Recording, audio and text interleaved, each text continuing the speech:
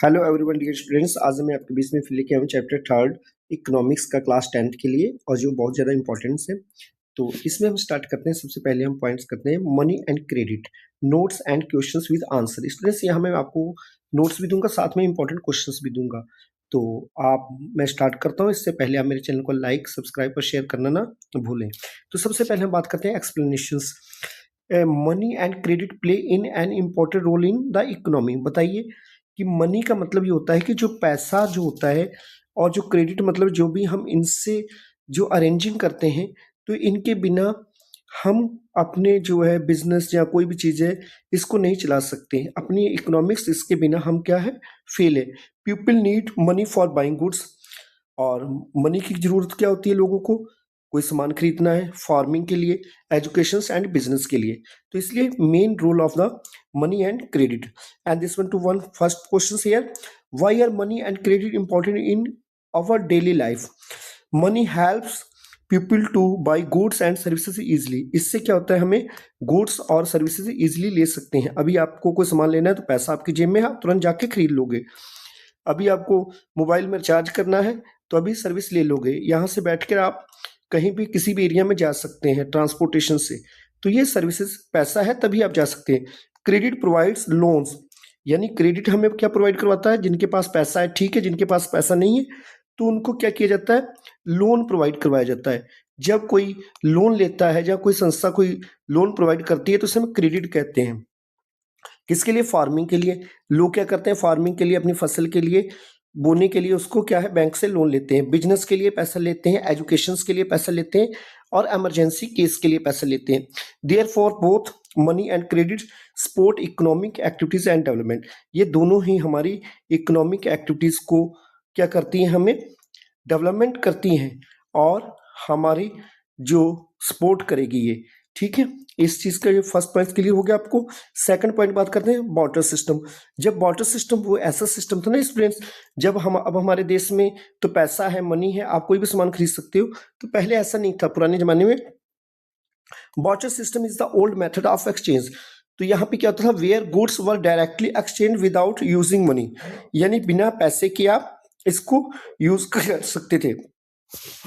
जैसे और तब ऐसा था कि बार्टर सिस्टम जो बहुत ओल्ड मेथड था, वहां पे क्या होता था कि अपने गुड्स को आप डायरेक्टली एक्सचेंज कर सकते थे बिना किसी पैसे के। जैसे किसी के पास में ना अपना था गेहूं पड़ी हुई है, और वो क्या कर सकता था कि जिसके पास चावल पड़े हैं वो एक दूसरे से बदल लेते थे। जैसे कमोडिटी एक्सचेंज टू कमोडिटी, यानी एक कमोडिटी के बदले में दूसरी कमोडिटी लेना ही ये बार्टर सिस्टम था। Explain barter system and it's problem. Barter system was the system in which goods were exchange directly without money. बिना पैसे के आप अपने सामान को दूसरे के सामान से बदलना ही ये बार्टर सिस्टम है। A farmer exchange wheat for clothes, यानी एक फार्मर के पास क्या है, गेहूं है, वो दुकानदार के पास क्या, भैया मुझे कपड़ा दे दो, इसके बदले में मुझसे गेहूं ले लो। प्रॉब्लम क्या आई, double coincidence of wants was necessary. मान लीजिए आपको चाहिए, गेहूं चाहिए, और आपके पास जो है चावल ज़्यादा है, धान ज़्यादा है, तो अब आप ऐसे आदमी को ढूंढेंगे कि जिसको किसकी ज़रूरत हो, धान की ज़रूरत हो, और वो उसके पास गेहूं एक्स्ट्रा हो। तो ऐसा आदमी मिलना हमारे लिए थोड़ा सा बहुत मुश्किल हो जाएगा, क्योंकि तभी इसे कहते हैं कि दोनों को अपनी अपनी ज़रूरत हो, तभी ये बार्टर सिस्टम चालू होगा। Next, no common measure of value. जैसे मान लीजिए आपने उसके बदले में गेहूं दे दी, और उससे आपने क्या ले लिया, धान ले लिया। तो अब गेहूं और धान की कीमत अलग अलग है, तो आप ये नहीं डिसाइड कर पाओगे कि इतने गेहूं के बदले में मैं उसको कितना धान दूं। तो यही इसका होता है no common measure of value. Goods were difficult to store, इन चीज़ों को हम स्टोर नहीं कर सकते। जैसे मान लीजिए अभी आप गेहूं कितने साल तक रख सकते हैं, 2 साल तक रख सकते हैं। तो आप कोई गाय भैंस है, इसको कितने साल तक रख सकते हैं? ऐसा तो है नहीं कि आपके पेरेंट्स आपके लिए आज गाय भैंस ले ले और बाद में फ्यूचर में कहें कि जब इनकी मैरिज हो 15 साल 20 साल बाद उस गाय भैंस को बेचकर हम इनकी मैरिज पे पैसा लगा दें। तो ये स्टोर नहीं, क्योंकि तब तक उनकी वैल्यू वैसे कम हो जाएगी या वो मर मुट जाएंगी या खराब हो जाएंगी। ठीक है, exchange was time consuming. Exchanging में टाइम कंज्यूम हो जाएगा, सुबह से लेकर शाम तक निकले, कोई आदमी नहीं मिला गेहूं के बदले में धान देने के लिए या धान के बदले में गेहूं देने के लिए, तो इसको ढूंढने में बहुत टाइम लग जाता है। Hints barter system was replaced by money. जो बार्टर सिस्टम है ना, इसी को बदलकर क्या लाया गया, मनी को लाया गया। Next point, double coincidence of wants, both buyer and seller must want each others goods at the same time. यानी अगर डबल कोइंसिडेंस में क्या होगा कि दोनों ही जो बायर और सेलर हैं एक दूसरे के गुड्स को वो समझें और सेम टाइम में, और वे एक दूसरे के लिए बदलने के लिए तैयार हों, तभी ये पॉसिबल है। What is double coincidence of wants? Explain with example. Double coincidence of wants means both parties must want each other's goods simultaneously. Means एक दूसरे के गुड्स के लिए वो रेडी हो और दोनों को उनके एक दूसरे के गुड्स की जरूरत हो तो वो तभी मानेंगे। A person with rice must find someone who has wheat and want rice. ठीक है, एक पर्सन जिसके पास क्या है, राइस है, वो ऐसा आदमी ढूंढेगा कि जिसके पास क्या हो, गेहूं हो, और वे गेहूं देकर और हमसे क्या ले ले, राइस ले ले, और उसको राइस की जरूरत हो, तो तभी तो हमारा ये प्रॉब्लम सॉल्व होगी। This makes better water exchange difficult. तो ये चीज हमें क्या करती है, डिफिकल्ट करती है। नेक्स्ट बात करते हैं अब इसके जो एक्सचेंज में है मनी। मनी क्या है, मनी इज एनीथिंग एक्सेप्टेड, यानी इससे कोई भी कहीं भी आप एक्सेप्ट कर सकते हो। ठीक है, अभी आपके पास ने क्या किया, अभी पैसा है, आपने क्या किया, गेहूं की जरूरत है, तो आपने क्या किया, अपने धान को बेच दिया और दुकान से जाके गेहूं लिया, इजिली हो गया। As a medium of exchange and payment, money क्या है, medium of exchange and payment का एक मेथड है। Explain meaning and functions of money. Money is a medium of exchange use to buy goods and services. यानी money से हम क्या कर सकते हैं, एक मीडियम है एक्सचेंज का, जिससे आप क्या कर सकते हो, कोई भी सामान खरीद सकते हो और कोई भी सर्विस खरीद सकते हो। और इसमें क्या फंक्शंस है, medium of exchange helps in trade, यानी अगर आपके पास पैसा है उसको आप एक्सचेंज करके आप अपने बिजनेस को बढ़ा सकते हैं, हेल्प ट्रेड में होगी।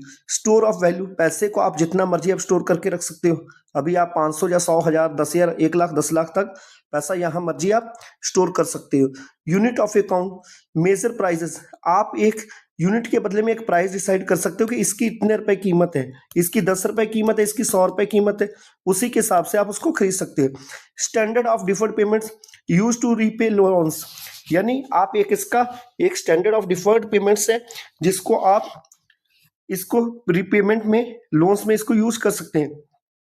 Thus money makes economic activity easy, इससे क्या होता है, हमारी मनी एक्टिविटीज क्या होती है, वो इजिली होती है। अब नेक्स्ट बात करते हैं मॉडर्न्स ऑफ फॉर्म्स ऑफ मनी। कौन कौन से मॉडर्न्स है मनी के। मॉडर्न मनी इंक्लूड्स, क्या आता है, करेंसीज आता है, नोट्स। नोट्स आप लोगों ने देखे, कितने कितने नोट्स आपने देखे, कमेंट बॉक्स में लिखें, और कितने के नोट बंद हुए थे और कमेंट बॉक्स में से जरूर लिखें। अब इसके बाद क्वाइंस एंड बैंक डिपॉजिट, आपके सारे सिक्के ये भी मनी है, और बैंक में जितना पैसा जमा है वो भी तो मनी है। What are modern forms of money. Modern forms of money are currencies, notes and coins issued by government, ये किसके द्वारा इशूड किए जाते हैं, गवर्नमेंट के द्वारा। ठीक है, और करेंसीज नोट किसके द्वारा इशूड किए जाते हैं, ये RBI, reserve bank of India के द्वारा। Bank deposit such as saving accounts, bank में जितना भी आपका बैलेंस है, अभी आपके खाते में 10,000 50,000 वो रहेगा तो आप ही का। These forms are widely accepted for payments, ये सारे ही किसके द्वारा एक्सेप्ट किए जाते हैं, पेमेंट्स के लिए सब एक्सेप्ट कर देते हैं। अभी आपको कोई 500 का नोट दें, आप मिनटों में ले लेंगे, आप किसी को भी दें उसको एक्सेप्ट कर लेंगे। और आपसे कहें कि अभी आप टीचर से कहें कि मेरे पास फीस नहीं है, आप उसके बदले में 10 किलो गेहूं ले लीजिए, तो वे नहीं मानेंगे, क्योंकि पैसा है, आप गेहूं बेचकर उनको पैसा आसानी से दे सकते हैं। नेक्स्ट बात करते हैं demand deposits.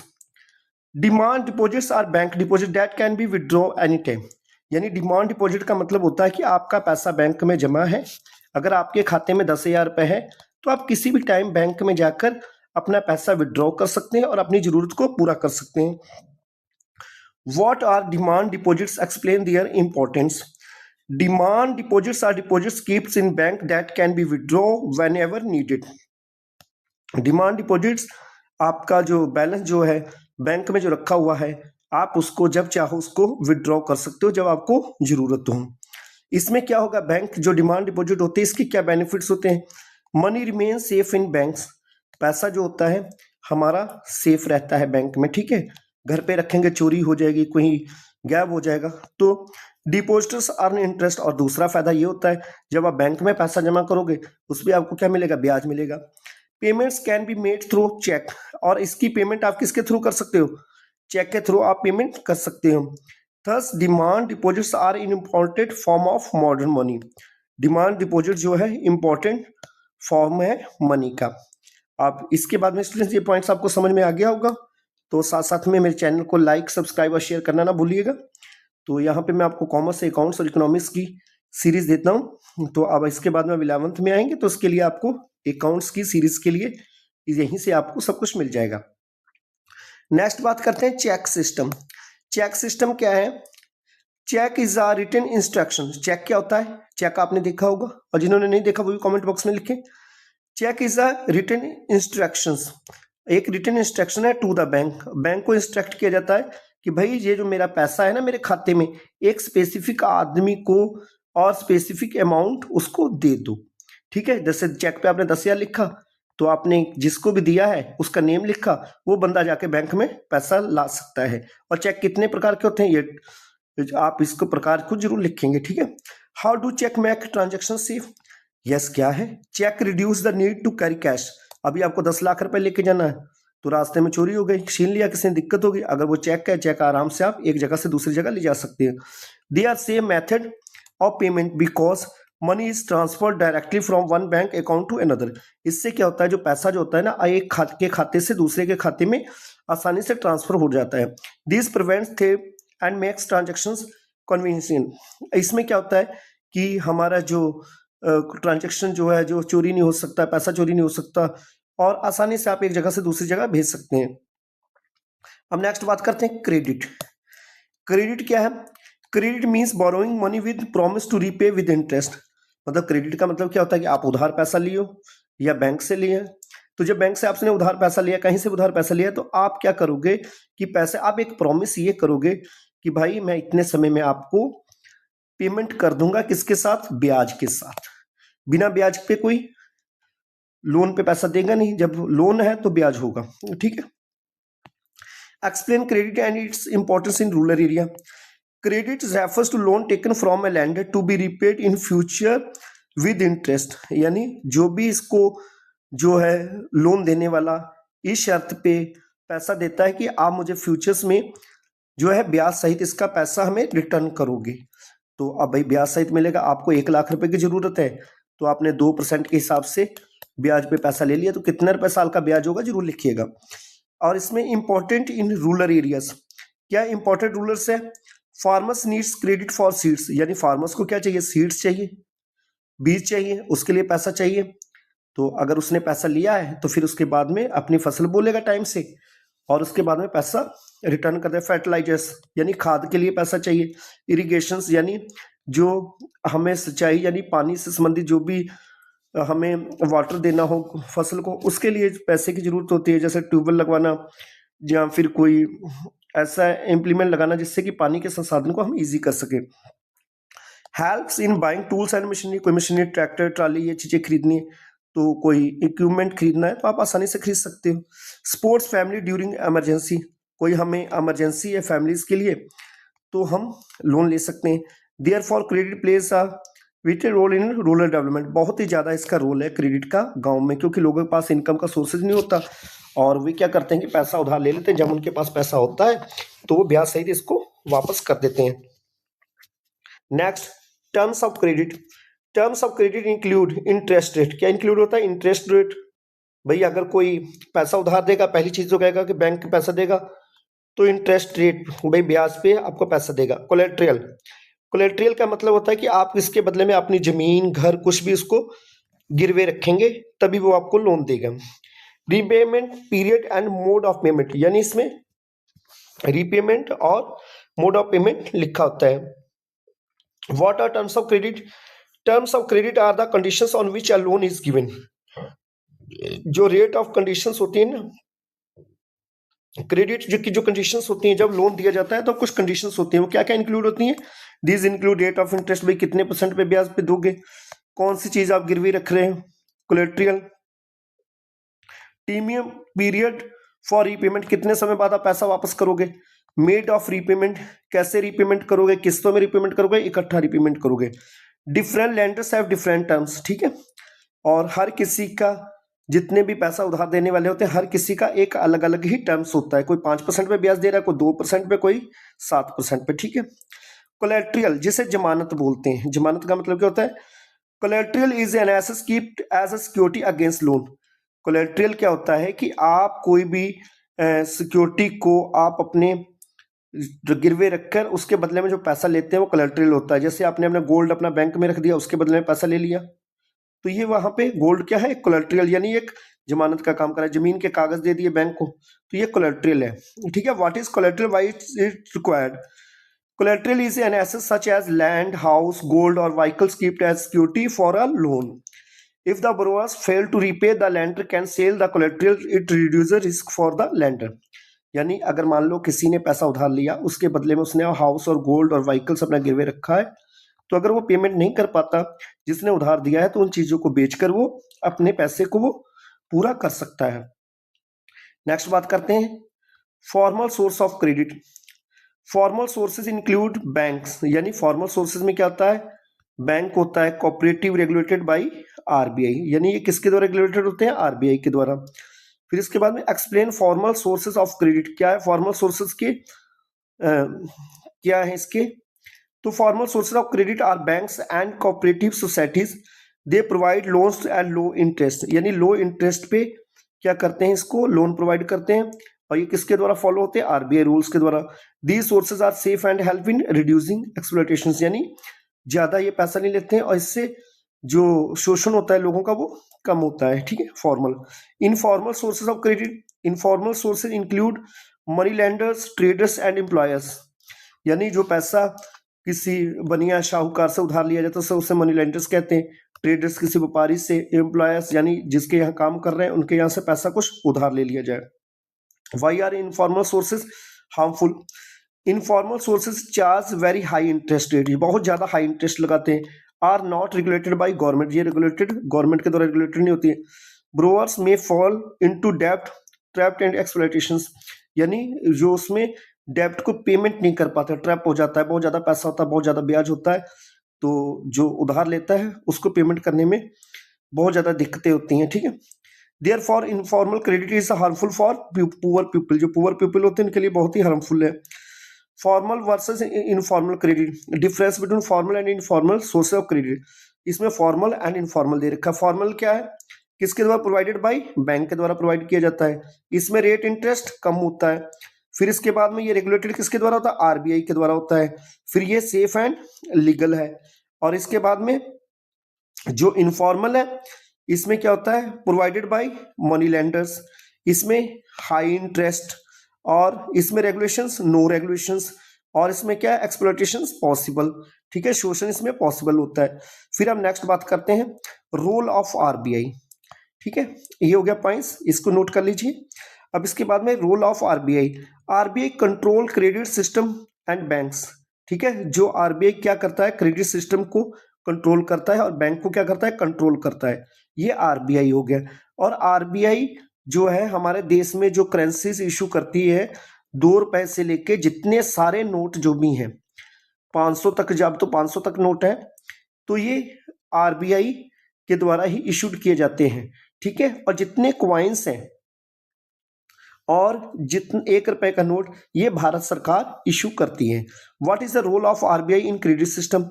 RBI is the central bank of India, it is supervises bank, ये किसको सुपरवाइज करती है? बैंकों को सुपरवाइज करती है। फिक्स इंटरेस्ट पॉलिसीज, यानी कितने इससे ज्यादा ब्याज नहीं ले सकते, फिक्स इंटरेस्ट रेट को पॉलिसी को करती है। And ensure that bank provide fair credit, यानी इंश्योर करती है कि बैंकों के क्रेडिट कितना वे पैसा अवेलेबल कर सकते हैं और कितना उधार ले सकते हैं। It also control money supply through CRR and other measures, यानी आरबीआई क्या करती है? जैसे महंगाई बढ़ जाए और मंदी आ जाए उसको भी ये कंट्रोल करती है, और कितनी सप्लाई ऑफ मनी आनी है, जितनी कंट्री में करनी है, ये कंट्रोल करती हैं, ठीक है। डेब्ट ट्रैप यानी ऋण जाल क्या होता है? डेब्ट occurs trap occurs when borrowers fail to repay loan and takes more loan, यानी डेब्ट ट्रैप क्या होता है कि जब बोरोवर्स फेल हो जाए, किसके लिए? अपने लोन को पेमेंट करने के लिए और ज़्यादा से ज़्यादा लोन ले, और जिसे कहते हैं हम, जैसे लोन के जाल में फंस गया, कर्जे के जाल में फंस गया, जो कर्जे के जाल में फंस जाए उसे हम डेब्ट ट्रैप के नाम से जानते हैं। डेब्ट ट्रैप विथ एग्जांपल, डेब्ट trap is a situation where a ब्रोअर can not repay, यानी जो ब्रोअर जो है वो रीपे नहीं कर सकता, loan and keeps borrowing again, और ज्यादा से ज्यादा वो कर्ज लेता रहता है। Example, a farmer takes loan, crop fails, फसल उसकी बर्बाद हो गई, जैसे गन्ने की अभी पिछले साल फसल सारी बर्बाद हो गई थी, और वो क्या करता है, he can not repay and tax another loan, और क्या करता है कि वो पिछला पेमेंट नहीं कर पाया और उसने लोन ले लिया। This cycle increases probability and डेब्ट बर्डन, इससे क्या होगा, पॉवर्टी बढ़ेगी और कर्ज बढ़ता जाएगा। अब इसके बाद में next point, self help groups, SHGS। Self help group क्या है, SHGS are small group providing loans to members, अपने मेंबर्स को ये लोन प्रोवाइड करवाते हैं। Explain SGS and their benefits. Self help groups are small groups of poor people, किसके लिए ये है, self help groups small groups और पुअर पीपल के लिए हैं।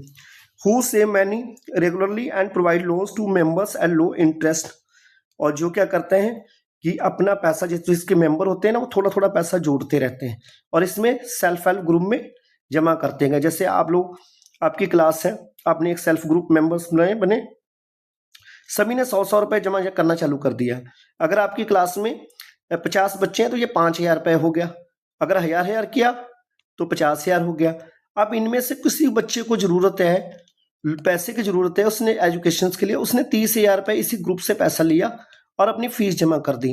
अब ये क्या करेगा, बच्चा क्या करेगा कि इस पे, जिसने लोन लिया है वे इस पे ब्याज देगा, बहुत कम रेट पे जब होगा, तो जो ब्याज होगा, अब ब्याज को ये यहाँ पे जमा करेगा, ग्रुप में जमा करेगा, तो इसका ब्याज होगा, इस ग्रुप की इनकम होगी। जब इस ग्रुप की इनकम होगी तो ये जितने मेंबर्स हैं वो आपस में बांट लेंगे, ठीक है, और फिर उसके बाद में इस पैसे को रिटर्न करेगा, फिर उसको दूसरे ग्रुप को जरूरत होगी तो वो पैसा लेता रहेगा, ठीक है।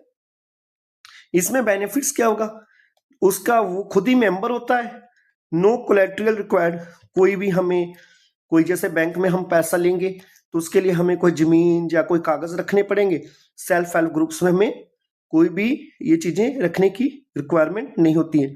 वुमेन एम्पावरमेंट, यानी औरतें जो होती हैं एम्पावरमेंट में होती हैं, औरतें ही इसको देख रेख करती हैं, ज्यादातर होती हैं, और उसको जब जरूरत होती है अपने पैसे को उधार ले लेती हैं, फिर उसमें जमा कर देती हैं।